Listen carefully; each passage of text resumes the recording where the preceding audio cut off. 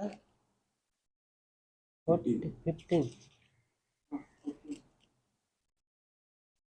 Do your best to serve Krishna and he will give you required intelligence to cope with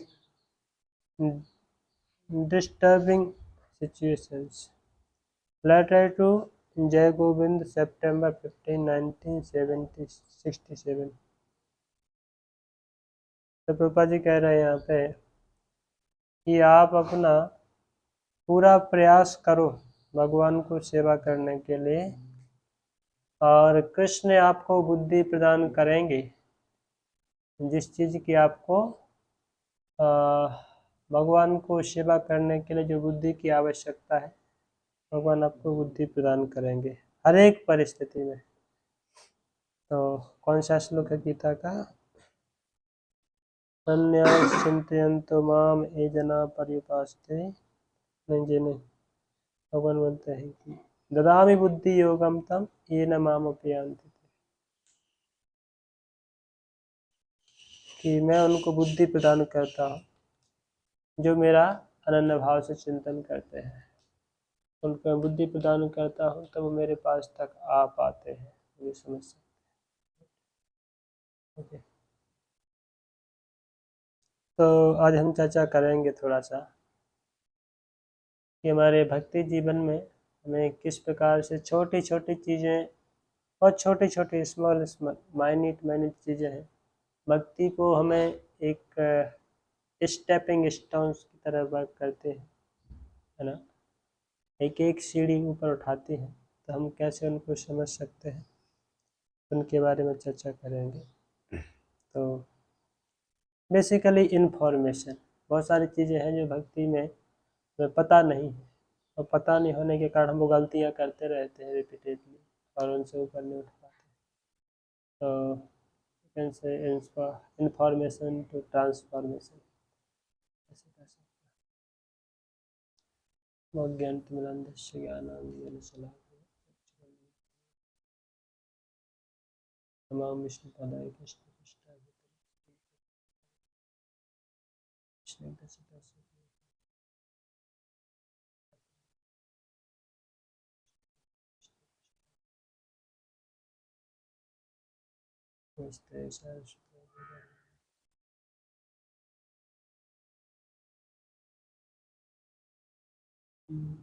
तो सबसे पहले वस्तु है कि हमारी रोज़ की प्रैक्टिसेस में हम किस प्रकार से अपने आप को अलर्ट जोन में रख सकें, और जितना अलर्ट जोन में रहेंगे उतना ही हम अपने आप को सतोगुण पर उठा पाएंगे, राइट ना। जानते हैं ना 3 गुणों का, 3 गुण, सतोगुण, रजोगुण, तमोगुण, राइट।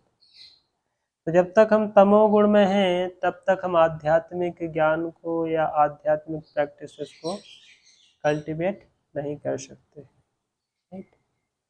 तमोगुण में जब तक हम हैं तब तक आध्यात्मिक के स्तर पर नहीं जा सकते, और रजोगुण में आने के बाद व्यक्ति थोड़ा बहुत प्रयास कर सकता है, पर वहाँ पर भी इतनी संभावना नहीं है भक्ति करने की, क्योंकि रजो रागात्मका विद्धि तृष्णा संग समद्भवा, ऐसे भगवान गीता बोलते हैं 14वें अध्याय में। रजोगुण का लक्षण क्या है? तृष्णा और संग। तृष्णा मतलब प्यास, किस चीज की प्यास, किस चीज की भूख? भौतिक भौतिक वस्तुओं की, भौतिक एंजॉयमेंट की, भौतिक भोग की भूख रहती है उसको। तो संग बोलते हैं भौतिक वस्तुओं का भोग करना, और तृष्णा उनको पाने की इच्छा, और अधिक और भी ग्रीडीनेस। तो तृष्णा एंड संग, तो 2 लक्षण होते हैं रजोगुण के। वस्तु व्यक्ति को जितना अधिक मिलता जाता है और अधिक उसका उतना लालच बढ़ता जाता है, और भगवान फिर लास्ट में जाकर क्या बोलते हैं? काम क्रोध तथा लोभ, तो 3 द्वार हैं किसके? नरक के। नरक के द्वार हैं काम, क्रोध और लोभ। लोभ मतलब ग्रीडीनेस, राइट। तो लोभ में जितना हम जाएंगे उतना अधिक फंसते जाएंगे, राइट। तो रजोगुण के लक्षण है कि व्यक्ति अधिक से अधिक भोग करना चाहता है, अधिक से अधिक इकट्ठा करना चाहता है, वो अपने आप को श्रेष्ठ दिखाना चाहता है हर एक फील्ड। अभी देखिए हमारे भक्तों के जीवन में कोई रजोगुण में है थोड़ा सा तो इंक्लाइंड, तो वो अधिक ज्ञान को अर्जन करेगा, शास्त्र अधिक पढ़ेगा, पर उसके अंदर अपनी प्रेस्टीज के लिए, अपने आप को सुपीरियर दिखाने के लिए, अपने आप को महान, ये भी एक रजोगुण का, पर उस प्रकार का रजोगुण नहीं है जैसे कि भौतिकतावादी के अंदर है। ये कम से कम अल्टीमेटली शास्त्र पढ़ रहा है तो आज नहीं तो कल शुद्ध होने वाला है, उसको वो बुद्धि में खट करेगा कि भाई जो ठीक नहीं है ना। ज्ञान का अर्जन करके मैं गधा नहीं बनना है, उस ज्ञान का अर्जन करके भगवान की सेवा में प्रैक्टिकल तरीके से लगा करके एक विनम्र सेवक बनना है इतना। तो संग मतलब भोग या उस वस्तु का भोग करना, और तृष्णा मतलब प्यास। ये रजोगुण के लक्षण है। और तमोगुण के लक्षण क्या है? प्रमाद, आलस्य, निद्रा। प्रमाद मतलब पागलपन, आलस समझ रहे हैं ना, लेजीनेस। कोई भी वस्तु को करने के लिए बोले तो ठीक है प्रभु जी अभी नहीं, थोड़ी देर बाद करते हैं, या लेजीनेस उसमें फील करना, अभी नहीं कल करेंगे, पोस्टपोनिंग मेंटालिटी, ये क्या है? लेजीनेस का लक्षण है। आलस्य है, आज का कल कम की कल के लिए छोड़ना, कल का परसों के लिए छोड़ना, परसों का नरसों, ऐसे पोस्टपोन करते करते करते एक बहुत बड़ा ढेर लगा देता है, तो कर नहीं पाता है, तो त्याग देता है उसको हैवी समझ करके। क्यों? इनिशियल छोटा सा चीज़ पे ध्यान नहीं दिया तो बाद में बर्डन बन गया वो। तो आलस्य है। और निद्रा मतलब ऐसा व्यक्ति अधिक सोने में समय गंवाता है, उसका मोस्टली जो समय है वो सोने में चला जाता है, और फिर थोड़ा बहुत समय है भोग करने में चला जाता है। तो ये तमोगुण के लक्षण है। पर पॉइंट है कि जब तक हम तमोगुण और रजोगुण से ऊपर नहीं उठेंगे, तब तक हम सतोगुण में नहीं आएंगे, तब तक हम भक्ति को कल्टीवेट नहीं कर सकते। सतोगुण के लक्षण क्या है? ज्ञान, प्रकाश, है ना, व्यक्ति को प्रकाश आ जाता है, ज्ञान आ जाता है कि नहीं भाई, क्लियरिटी आ जाती है कि जीवन में करना क्या है, कैसे करना है। तो ये सतोगुण में जब तक नहीं आएंगे तब तक हम भक्ति को कल्टीवेट नहीं कर सकते। इवन तो भक्ति किसी भी गुण के अंदर जो व्यक्ति है, तो उसको भक्ति दी जाए तो वो तीनों गुणों को ट्रांससेंडेंस कर सकता है, तीनों गुणों के ऊपर आ सकता है। इसलिए भगवत गीता में भगवान बोलते हैं माम चा योग विचारिण भक्ति योगेन सेवते सागुणाम समतीत्यतान ब्रह्म भूयाय कल्पते। कोई व्यक्ति किसी भी गुण में है, रजोगुण, सतोगुण, तमोगुण, किसी भी गुण में है, यदि वो केवल भक्ति को अवलंबन करे, यदि भक्ति में लग जाए तो वो तीनों गुणों को पार करके सीधा ब्रह्मभूत अवस्था पे आ जाता है, तीनों गुणों को पार कर जाता है यदि केवल भक्ति को स्वीकार कर ले। तो सामान्यतः यदि आप देखेंगे जैसे तमोगुणी व्यक्ति भी है, कितना निम्न प्रकार का भी उसका जीवन था, यदि वो भक्ति में आ गया, उसने भक्ति में हरे कृष्ण महामंत्र का जाप चालू किया, भक्तों का संग चालू किया, तो सीधा उठ के यहाँ पे आ जाता है ब्रह्मभूत स्टेज पे आ जाता है। और सामान्य कैलकुलम है कि हम जब तक अपने आप को तमोगुण और रजोगुण की जो प्रवृत्ति है इससे उठा करके सतोगुण की प्रवृत्ति में नहीं लाएंगे, सतोगुण की चेतना में नहीं आएंगे, तब तक हम भक्ति के जो रूल्स रेगुलेशंस है, साधना, जो एक साधना का एक स्टैंडर्ड है, उसको अच्छी तरह से मेंटेन नहीं कर पाएंगे। साधना में विशेष हमारे जो रोज के रेगुलेशंस हैं, 16 माला का जाप करना, शास्त्र का अध्ययन करना, और जैसे मंगल आरती, ये सब चीज़ें क्या है, एक वही व्यक्ति कर सकता है जो सतोगुण में अच्छी तरह से स्टेब्लिश है, तो साधना को अच्छी तरह से परफॉर्म कर सकता है। तो पॉइंट है अभी हमारी शुद्ध भक्ति तो बाद में होगी, अभी तो है नहीं शुद्ध भक्ति। और शुद्ध भक्ति करने के लिए यदि हमारी लालसा है, यदि हमारी इच्छा है, तो फिर हमें साधना भक्ति के ऊपर फोकस करना है। साधना भक्ति हमारी जितनी अच्छी तरह से हो पाएगी उतने जल्दी हम शुद्ध भक्ति की ओर बढ़ पाएंगे। क्लियर ना?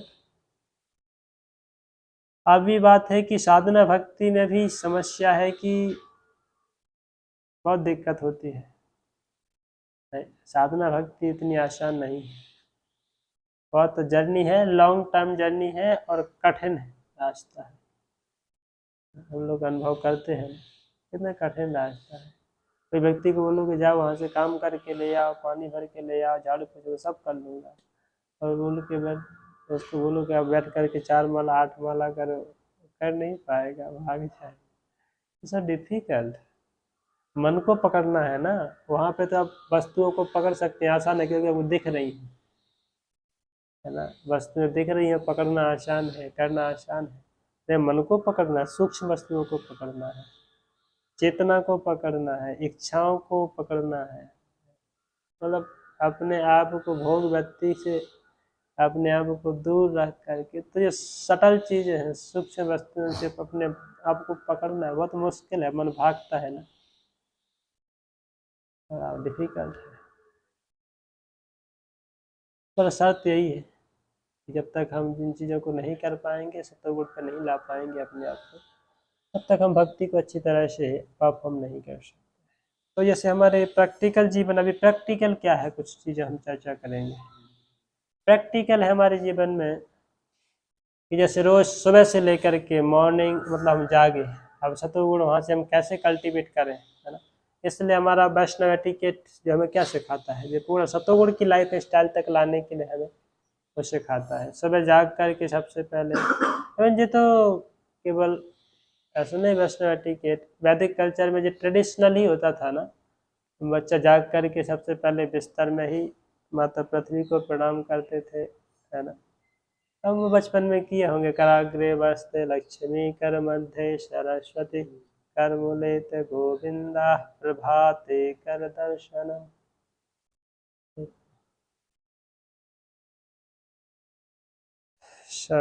और भी कि सबसे पहले पृथ्वी को प्रणाम करते हैं, पृथ्वी के ऊपर पांव रखने से पहले पृथ्वी माता को, माता मेरा जर्नी, आज का जर्नी मैं यहाँ से स्टार्ट कर रहा हूँ, प्लीज ऐसे 7 माताएं हैं ना, पता है ना, 7 माताओं में से एक माता पृथ्वी माता है। तो वहाँ से चालू हुआ, और हम फिर बात करते हैं सतोगुण में आने के लिए। तो सतोगुण में आने के लिए हम सबसे पहले क्या करते हैं, इसलिए बिस्तर मोल्ड करने के साथ साथ उस पर पोछा लगा देते हैं ना, उस स्थान को क्लीन करते हैं। क्यों? क्योंकि यहाँ पे हम सोए हैं लंबे समय तक, तो वो स्थान तमोगुणी है। अब उस तमोगुणी स्थान पर यदि हम जाएंगे, उस स्थान पर बैठेंगे, तो हमारी चेतना आलस ऑटोमेटिक आएगा, क्योंकि गुणों का प्रभाव है ना, ये गुण बहुत सूक्ष्म है, दिखाई देते नहीं है पर एक्ट करते हैं। जैसे आपके मोबाइल में वायरस घुस जाता है, वो दिखाई देता नहीं है पर उसको आपकी डिवाइस को अफेक्ट करता है ना, आप चला नहीं सकते मोबाइल को। इसी प्रकार से तमोगुण की चेतना और रजोगुण की चेतना में आपको दिखाई देगा नहीं, पर वो डिवाइस को अफेक्ट करेगा, है ना, तो वर्क नहीं करने देगा। इसी प्रकार से तो सबसे पहले हमने पोछा लगाया, है ना, झाड़ू पोछा। इसलिए वैदिक काल में भी झाड़ू पोछा सबसे पहले होता था घरों में, है ना। जाग करके माता सबसे पहले क्या करती हैं, झाड़ू पोछा करती हैं, उसके बाद जा करके उनका स्नान धोना, फिर अपना आग चूल्हा आगे का काम करती हैं। तो ये हुआ। फिर दूसरा है कि हम स्नान के लिए जाते हैं अपना, तो अपना स्थान को क्लीन कर दिया, फिर स्नान के लिए जाते हैं, तो अपना प्रॉपरली अपने आप को, बॉडी को फ्रेश करते हैं, बॉडी को नला धुला करके। मतलब अभी हम वैसे भगवान का नाम तो किसी अवस्था में कर सकते हैं, पर पर्टिकुलरली हम नहाने से हमारा माइंड फ्रेश हो जाता है, साथ साथ में बॉडी के अंदर काफ़ी सारा, सोते समय भी काफ़ी सारी गंदगी आ जाती है, राइट। तो उस गंदगी को सफाई करते हैं और बॉडी को नीट एंड क्लीन करते हैं, ताकि अभी अच्छी तरह से चेतना में आ पाए। तो नहाने के बाद फिर अपने आप को उस प्रकार से सतोगुण, क्योंकि तो सो तो बॉडी तमोगुणी में है ना, अभी बॉडी तमोगुण में है, तो उसको नहाने से धोने से हम सतोगुण में आते हैं। और भी छोटी छोटी चीज़ें हैं। फिर खाने के समय हम अच्छी तरह से प्रॉपरली आसन लगा करके बैठ के प्रसाद लें, और फिर स्थान को, इसलिए उस स्थान को पहुँचते हैं ना, क्यों? क्योंकि वो स्थान अभी कंटामिनेट हो चुका है, अपने खाया प्रसाद, तो वो अभी अशुद्ध हो चुका है। अब उस अशुद्ध स्थान पे यदि हम जाएंगे तो हम भी अशुद्ध हो जाएंगे, या दूसरा कोई आएगा तो वो भी अशुद्ध हो जाएगा। तो इसलिए प्रिकॉशन है ना, कि हम उसको अच्छी तरह से सफाई कर देते हैं।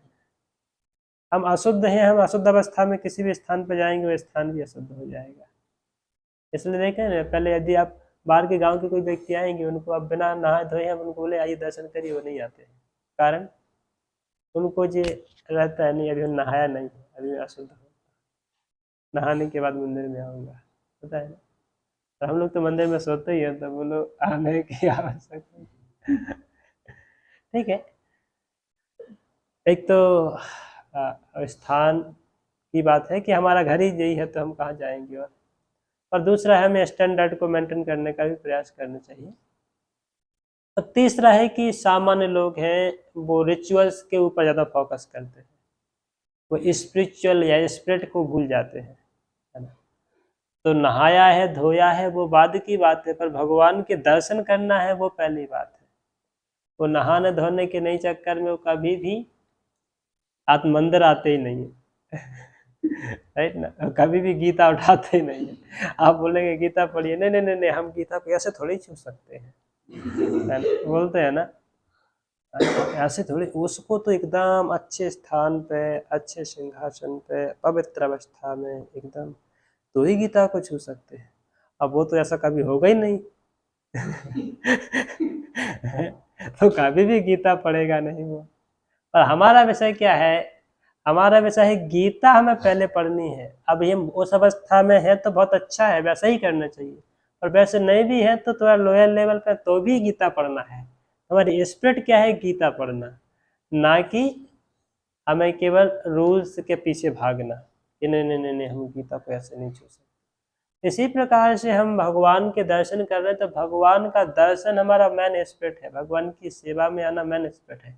अभी नहा के आए तो बहुत अच्छा है, नहीं तो बिना नहाए के भी आके करना चाहिए, दर्शन करना चाहिए। इसलिए माला का जाप करते समय कभी कभी हम फंस जाते हैं ऐसी अवस्था में, घर पे हैं आप या ट्रेन में हैं या जर्नी में है, तो उस समय नहीं नहाया है। अब कई बार आपको पानी भी नहीं मिलेगा नहाने के लिए, तो क्या करना चाहिए, माला को छोड़ देना चाहिए। तो उस समय स्पिरिट के ऊपर फोकस करना है कि आज अवस्था है तो अभी नाम जब हमारा पहली अवस्था है, नहाया धोया नहीं वो बाद की अवस्था है। और जल होता तो ऑफकोर्स नहा के ही करते, राइट ना। तो ये सतोगुण में लाने के लिए, क्योंकि भक्ति तीनों गुणों से परे है, इसलिए हमें ये ध्यान रखना है हम किसी भी गुण में है वहाँ पर भी रह के भक्ति की जा सकती है, और फिर भी सतोगुण फेवरेबल एटमोसफियर है भक्ति के लिए। तो इसलिए नहा खाने के बाद अपना स्थान पर पोछा करना, और जो जिन कपड़ों में हमने सोया, जिन कपड़ों को पहन के, उन कपड़ों को वापस नहीं पहनना, उन कपड़ों को धोना। क्योंकि वो कपड़े भी तमोगुण में है ना। जिन कपड़ों को पहन के 5-6 घंटे सोए वो तमोगुणी कपड़े, उनको आप पहनेंगे द्वारा से तो फिर से आप उसी चेतना में जाने वाले। इसलिए हम क्या सिंपल धोती कुर्ता पहनते हैं, और ज़्यादा नहीं तो कम से कम पानी में निकाल के डाल देना, भले आपके पास साबुन नहीं है, पाउडर नहीं है, बहुत ज़्यादा कुछ, ठीक है, हल्का सा आधा बाल्टी पानी लिया, आधा बाल्टी पानी में अपने निकाल करके डाल दिया। अभी आज के कपड़े डाल दिए, नहाते समय वो अपने आराम दिन भर सूख जाएंगे, कल हमें फिर से नए प्राप्त हो जाएंगे, जरूरत ही नहीं है वो रिपीटेडली पहनने। जैसे कई बार आप जीन्स पहन पहन के सोए आप, तो फिर उसको धो नहीं सकते हम रोज, है ना। इसलिए जो पैंट शर्ट पहनते हैं उनको फिर सजेस्ट कर सकते हैं कि या तो फिर अपना छोटा बाद में नहा तो सोते समय अपना दूसरे कपड़ों को, धोती को या फिर ऐसे लपेट करके सो सकते हैं, या फिर आपकी एक पोशाक सोने के लिए अलग से रखिए। वो तमोगुणी पोशाक पहनिए सोते समय तो जल्दी नींद आ जाएगी आपको। उसके सोने की एक अलग ड्रेस, खाने की अलग ड्रेस, ऐसे करना मुश्किल हो जाएगा। तो पॉइंट है, उन कपड़ों को वापस नहीं पहनते हैं जिनमें हमने सोया है 5-6 घंटे, और उस बेड पर ही वापस नहीं सोते हैं दिन में। जैसे कई बहुत सारे रूल्स हैं ऐसे कि जिनमें हम रात में सोते हैं जिस बेड पे, उस बेड पर दिन में नहीं सोना चाहिए, क्योंकि वो बेड है तमोगुण में रहता है, हम उसी तमोगुणी चेतना में। इससे दिन के लिए अलग छोटा सा एक अलग मैट रखना चाहिए, हल्का पतला, या कोई गमछा वगैरह, ऐसे हल्का नैप लेने के लिए 10-15 मिनट के लिए उस पर सोएंगे, और देखेंगे आप लंबा सो नहीं पाएंगे, है ना। दिन में यदि आप पतले पर सो 10-15 मिनट, ज़्यादा से आधा घंटे उससे नहीं सो पाएंगे। और आप अच्छे गद्दे पर सो गए जिसमें आपने रात में सोया, 2 घंटे के लिए चले जाएंगे, होता है नहीं होता है ना। तो ये बात इन्फॉर्मेशन की बात है, इन्फॉर्मेशन नहीं है इसलिए ट्रांसफॉर्मेशन नहीं होता है। इन्फॉर्मेशन पता चलेगा तो ट्रांसफॉर्मेशन स्वाभाविक होगा। और फिर आगे है कि हम जैसे टॉयलेट गए, बाथरूम में गए, तो हम कई बार अशुद्ध अवस्था में होते हैं, टॉयलेट करके आते हैं और फिर आकर के उन्हीं हाथों से हाथ धो करके और फिर खाना निकालने लग जाते हैं, राइट ना। तो वो भी एक है कि हमें प्रयास करना है धीरे धीरे सतोगुण पे लाने का, क्योंकि हम तो तमोगुण में हैं ही, पर हमारे कारण दूसरे लोग तमोगुण में ना चले जाए, राइट ना। हम तो नहाने में हमें आलस्य है, पर ऐसा नहीं कि हमारे गुणों से या हमारे कार्यों से बेचारे दूसरों को तमोगुण में हम खींच के ले आए। वो हमें ऊपर खींचने के लिए प्रयास कर रहा है, हम उसको नीचे खींच के लाएंगे, क्लियर ना। इसलिए कम से कम वैसे वैदिक सभ्यता में तो ये है कि सन्यासी को कम से कम 3 बार स्नान करना चाहिए और ब्रह्मचारी को तो कम से कम 2 बार स्नान करना चाहिए। ब्रह्मचारी मतलब स्टूडेंट लाइफ, ब्रह्मचारी नॉट कि वो मतलब एक अलग से जो भगवा कपड़ा पहना है वही, ऐसा नहीं। ब्रह्मचारी स्टूडेंट लाइफ लर्निंग, जब गुरुकुल में रहते हैं, शिक्षाएं ग्रहण कर रहे हैं, तो स्टूडेंट लाइफ। ब्रह्म आचरती थी ब्रह्मचारी, ब्रह्मचारी कौन है? जो ब्रह्म का आचरण करते हैं, जो अपने आप को आध्यात्मिक स्थिति में लगाते हैं। तो कम से कम यही है कि जब हम टॉयलेट जाते हैं, 2 नंबर जाते हैं, तो फिर स्नान करना चाहिए और उन सेम कपड़ों को रिपीट बाद में नहीं पहनना चाहिए। जिन कपड़ों को पहन करके हम टॉयलेट में गए, उन कपड़ों को यदि वापस आके पहनेंगे तो हम फिर से तमोगुण में चले जाएंगे।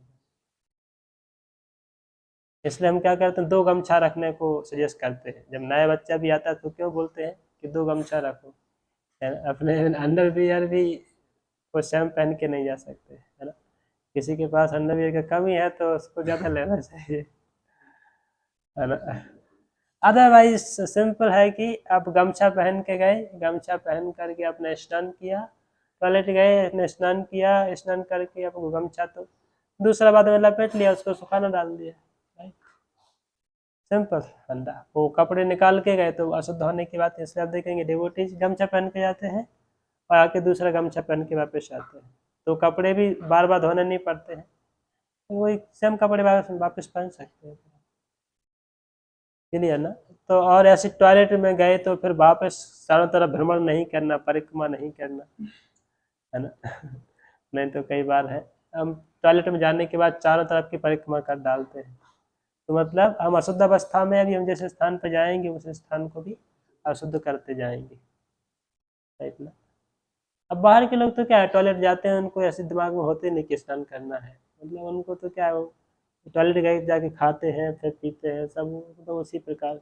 पर हम यहाँ पे क्यों चर्चा कर रहे हैं, क्योंकि हमारा उद्देश्य ऊंचा है, हम भक्ति करना चाहते हैं ना, अपने आप को सतोगुण पे लाना चाहते हैं, और भगवान के लिए सतोगुण पे लाने के लिए हमें ये तो चीज़ें ध्यान रखनी पड़ेंगी। उन लोगों का जो उद्देश्य नहीं है, उनका उद्देश्य क्या है, आहार निद्रा भय मैथुन, उनका उद्देश्य वही है, तो वो उसके लिए ठीक है। यदि हमारा उद्देश्य ऊंचा है तो उसके लिए फिर हमें प्रयत्न करना पड़ेगा अपने आप को ऊपर लाने के लिए, राइट ना। तो ये है कि हम जितना अधिक प्रयास है, नए बच्चों को हम फोर्स नहीं करते हैं स्टार्टिंग में, पर हम अवेयरनेस जरूर देते हैं, इन्फॉर्मेशन कि आप प्रयास करें ताकि आ, आ, आपकी आदतों से, आपकी हैबिट्स से दूसरे लोगों को दिक्कत ना हो। नहीं तो हम गए टॉयलेट गए फिर नहाया नहीं, तो फिर वही आकर के हम बर्तनों से खाना निकालेंगे।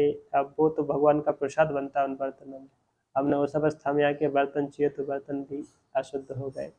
अब फिर जो व्यक्ति आएगा वो खाना भी अशुद्ध हो गया, और जो भी खाएगा उसकी चेतना भी प्रभाव पड़ेगा, राइट ना। तो अल्टीमेटली चेतना का खेल है, आध्यात्म मतलब चेतना। चेतना यदि हाई लेवल पे है तो सब चीज़ आसानी से होगी, और चेतना यदि लोअर लेवल पर चली गई तो मुश्किल होगा, फिर सब चीज़ों को हमको ही मुश्किल होगा, दूसरों को ही मुश्किल हो जाएगा, राइट ना। जैसे काफ़ी सारी चीज़ें हैं। सोने के मामले में 6 घंटे से अधिक नहीं सोना, है ना। शास्त्र इसलिए क्या बोलता है कि एक स्वास्थ्य व्यक्ति को 6 घंटे की नींद पर्याप्त है। रात में यदि किसी ने 6 साढ़े 6 घंटे सो लिया तो दिन में उसको फिर नींद नहीं आएगी, परेशान नहीं होगा, काम अच्छी तरह से एक्ट कर सकता है। स्वस्थ व्यक्ति है तो, बीमार है तो बात अलग।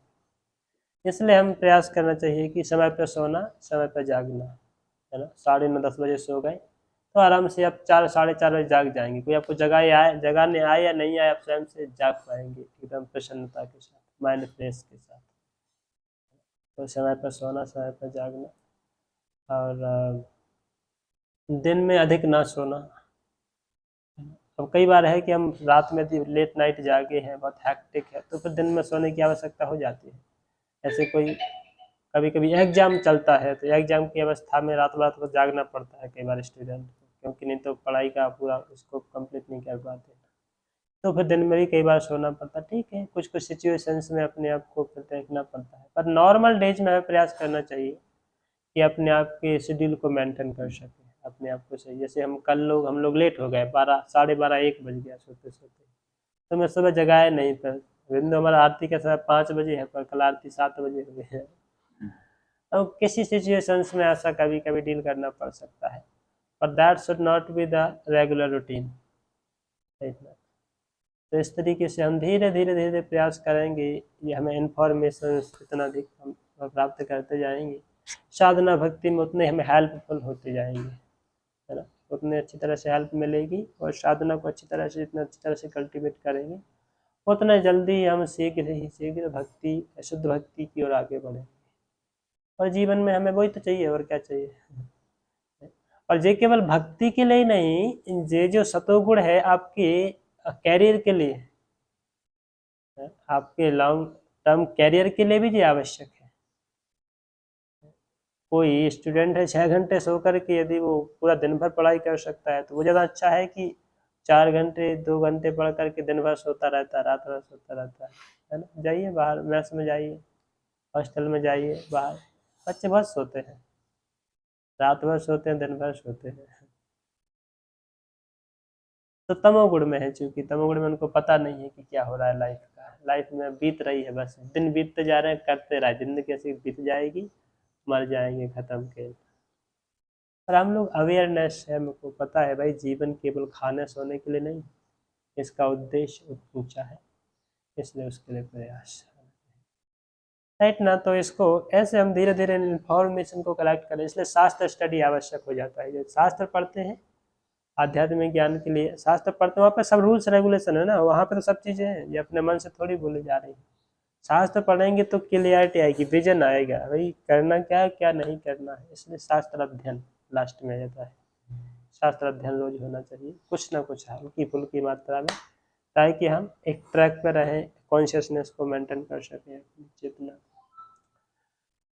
ओके, ठीक है, समय हो गया। दिल पे बात की